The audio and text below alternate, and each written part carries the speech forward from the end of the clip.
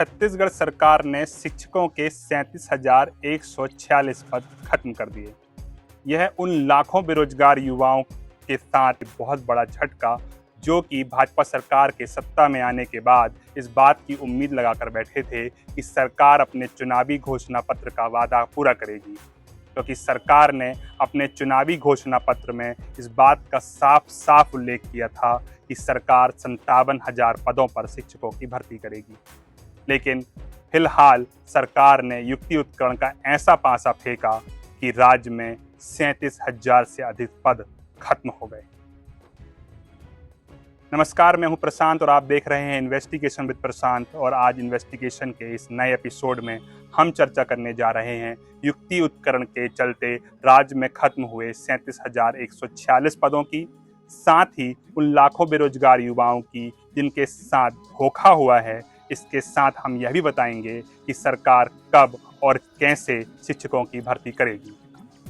राज्य में शिक्षक भर्ती एक बहुत बड़ा मुद्दा है, क्योंकि राज्य के लाखों युवा इस भर्ती परीक्षा का इंतजार कर रहे थे।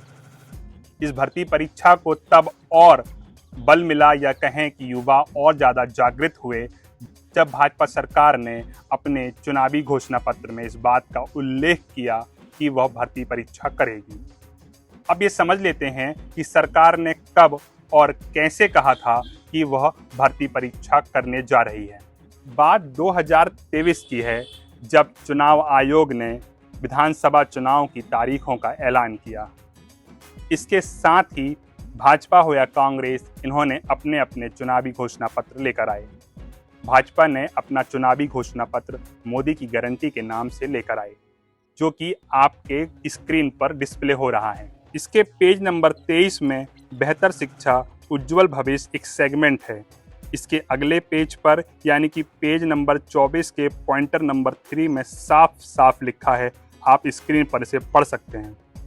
हम प्रदेश में सरकार बनने के बाद 57,000 रिक्त शिक्षकों को भर्ती करेंगे।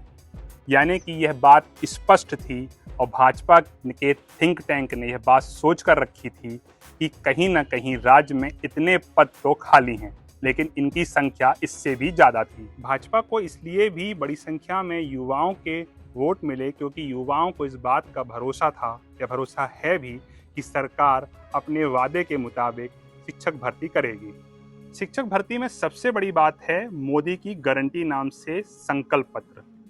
युवा इस बात पर भी बहुत भरोसा कर रहे हैं कि मोदी जी अपनी बात पर, अपने चुनावी घोषणा पत्र पर अमल करेंगे। चुनाव की तारीखों के ऐलान के बाद जो है भाजपा का चुनावी घोषणा पत्र आता है और जो है चुनाव होता है, और इसके बाद भाजपा सत्ता में आती है। इसके बाद युवाओं की जो भाजपा के प्रति उम्मीद है वो बढ़ जाती है, और बड़ी संख्या में युवा दिन रात मेहनत करते हैं, दिन रात कोचिंग क्लास में जाते हैं, ऑनलाइन ऑफलाइन पढ़ाई करते हैं, क्योंकि उन्हें इस बात की पूरी उम्मीद है, विश्वास है कि भाजपा अपने वादे के मुताबिक भर्ती करेगी।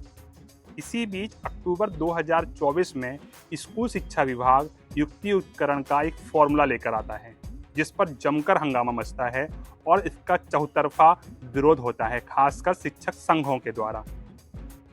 और इसके बाद यह आदेश मौखिक तौर पर वापस ले लिया जाता है, लेकिन इसका कहीं भी रिकॉर्ड या इसका कोई लिखित आदेश नहीं होता है।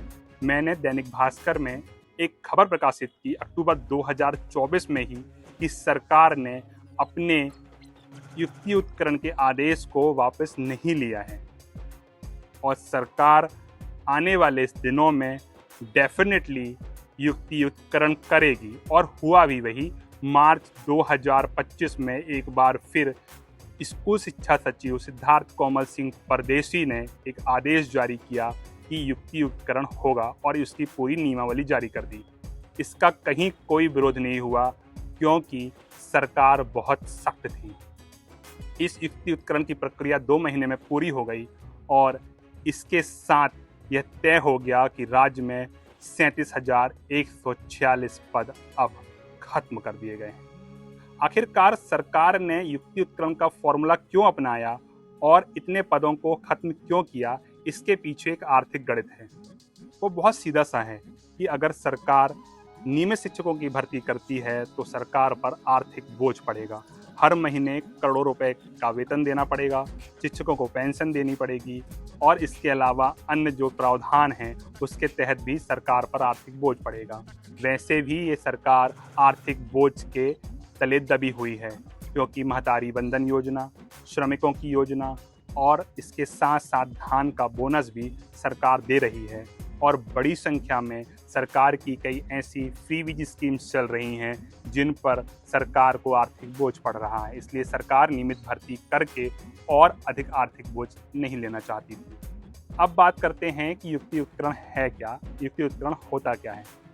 युक्ति उत्करण का भी सीधा सा मतलब है, जिन स्कूलों में शिक्षक अतिशेष हैं, यानी कि सेटअप से ज़्यादा शिक्षकों की संख्या है, उन स्कूलों से उन अतिशेष शिक्षकों का दूसरे स्कूलों में ट्रांसफ़र कर देना यह शिक्षक युक्ति उत्करण कहलाता है। वहीं उन स्कूलों में जहां पर छात्रों की दर्ज संख्या कम है, उन छात्रों को पास से किसी स्कूल में शिफ्ट कर देना, पूर्व के स्कूल को बंद कर देना, यह स्कूल का युक्ति उत्करण कहलाता है। सरकार ने यही फॉर्मूला अपनाया। प्रदेश में युक्ति उत्करण के शिक्षकों की संख्या 15,157 है। वहीं इस 10,538 स्कूलों का युक्ति उत्करण इस प्रक्रिया के दौरान 2 महीने में हुआ है। अब यह भी जान लीजिए कि 37,146 पदों को खत्म किया गया, तो उसका खुलासा कैसे हुआ। दरअसल मार्च 2025 में अपने बजट सत्र के दौरान सरकार ने बताया कि 63,053 पद राज्य में शिक्षकों के खाली हैं। मानसून सत्र में सरकार ने विधायक भोलाराम साहू के सवाल के जवाब में जवाब दिया कि राज्य में 25,907 पद ही शिक्षकों के रिक्त हैं। इससे स्पष्ट हो गया कि 37,146 पद खत्म कर दिए गए हैं। सवाल ये है कि वह भाजपा जो सत्ता में आने के पहले कह रही थी कि हम 57,000 पदों पर शिक्षकों की भर्ती करेंगे, युक्ति उत्करण के बाद कहा जाता है कि 25,000 पद ही खाली हैं, 37,146 पद खत्म कर दिए गए हैं और बजट सत्र में वित्त मंत्री ओपी चौधरी कहते हैं कि हम 5,000 शिक्षकों पर भर्ती करेंगे। अब सवाल ये है कि सरकार अपना कौन सा वादा पूरा करती है। अब भाजपा के अपने कार्यकाल के 2 साल पूरे हो चुके हैं, 3 साल शेष हैं और 5,000 शिक्षकों के पदों पर भर्ती की घोषणा हुई है। यह प्रक्रिया संभवतः 2026 में शुरू होगी। तो 25,000 पदों पर भर्ती होगी कि नहीं होगी, ये भी बहुत बड़ा सवाल है। फिलहाल आपसे उम्मीद यही करते हैं कि आप अपनी तैयारियों में जुटे रहिए, सरकार पर भरोसा कीजिए, क्योंकि संभव है कि सरकार कम से कम 57,000 पदों पर ना सही 25,000 पदों पर तो भर्ती करेगी। बहुत बहुत शुक्रिया। अगर आपने हमारे चैनल इन्वेस्टिगेशन विद प्रशांत को सब्सक्राइब नहीं किया तो सब्सक्राइब कीजिए। अपने कमेंट्स कर बताइए कि आपको ये एपिसोड कैसा लगा। आने वाले दिनों में मैं बहुत जल्द आपके साथ एक नई इन्वेस्टिगेशन स्टोरी के साथ हाजिर होऊंगा। तब तक के लिए बहुत बहुत शुक्रिया।